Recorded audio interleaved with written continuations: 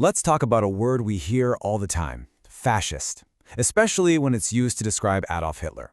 Today, we're going to dig into that very common label and ask a pretty simple question.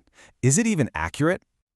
We've all heard Hitler called a fascist. I mean, it sounds like a basic historical fact, right?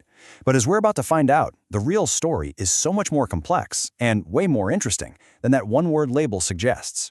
The reason we call him that involves a clash of ideologies, some very clever wartime propaganda, and a deliberate strategy to change how the world saw its enemies. All right, let's dive right in. To really get to the bottom of this, we have to go back to the source and actually compare the core beliefs of Hitler's Nazism with the original fascism that came out of Mussolini's Italy. You see, for Hitler and the Nazis, pretty much everything, and I mean everything, revolved around one single idea: race. Their whole worldview was built on this belief in the superiority of a so-called Aryan race. And that one idea drove everything they did: their horrific anti-Semitism, their obsession with racial purity, and their relentless drive for Lebensraum, or living space, in Eastern Europe. Okay, now let's flip that and look at Mussolini's fascism. Now, it was definitely authoritarian, absolutely nationalist, but its central obsession was completely different. For the Italian fascists, the ultimate, most important thing was the state. The individual, the economy, society, all of it was secondary to the power and glory of the Italian state. It was all about national unity and bringing back the Roman Empire, not so much about racial purity. And this table here, it just makes that divide impossible to miss. I mean, just look at the core ideology. For Nazism, it's race and blood. For fascism, it's the state and nation. That one difference changes everything. Nazi Party membership was, by its very nature, racially exclusive. But Italian fascism, it was nationally inclusive. If you weren't Italian and you were loyal, you were in. Their ambitions were worlds apart too. Hitler was dreaming of a complete racial reordering of the entire globe, while Mussolini was mostly focused on dominating the Mediterranean. And get this wasn't just some distinction historians came up with later. The leaders themselves saw this massive gap. Hitler literally looked at what Mussolini was doing and was openly skeptical.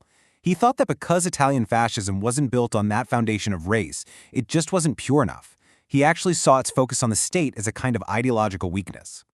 So we've pretty clearly established there were different ideologies at their core. Which, of course, brings us to the million-dollar question. If they were so different, why in the world did everyone start lumping them together and slapping the same label on both? Well, as this timeline shows, it didn't happen overnight. It was more like a slow burn.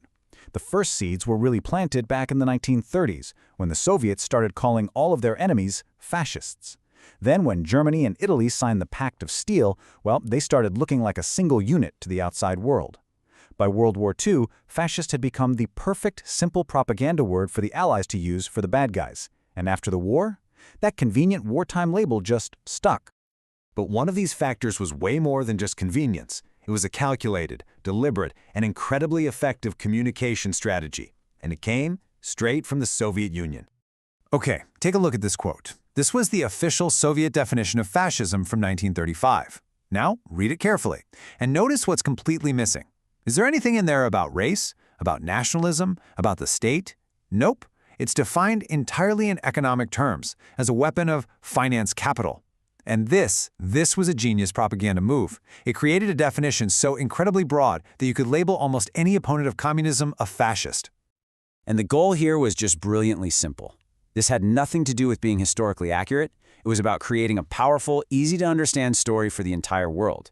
All the complexities of global politics got boiled down into one epic good versus evil struggle: communism on one side and the single monstrous thing called fascism on the other. This strategy was a masterstroke, really. It hit three major goals all at once. First, it united all sorts of different groups under one simple banner: anti-fascism. Second, it intentionally papered over Nazism's unique obsession with race to keep the message clean and simple. And third, and this is maybe the most crucial part, it was a fantastic way to deflect any criticism of the Soviet Union's own brutal totalitarian practices. After all, they could just point to this fascist evil as the real enemy. Okay, so that explains the history. But that was decades and decades ago. So why is this label, which we know is imprecise, still so ridiculously common today?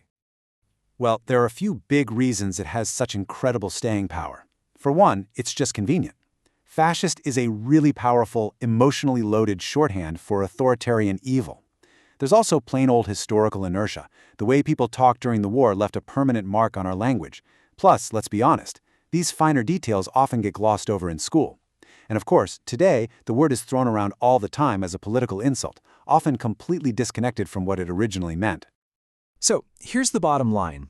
Calling Hitler a fascist isn't just a simplification, it's technically not quite right. It misses the absolute core of Nazism, its racial ideology. But it's a simplification that has deep, deep roots, born out of wartime alliances, political maneuvering, and a very deliberate propaganda campaign that has shaped the way we talk ever since. And that really leaves us with a final thought to chew on. This whole story is a perfect example of how words, chosen for very specific political reasons decades ago, can stick around and continue to frame and sometimes even limit how we understand the world. It really makes you wonder, doesn't it? What other powerful words from the past are shaping our political conversations right now?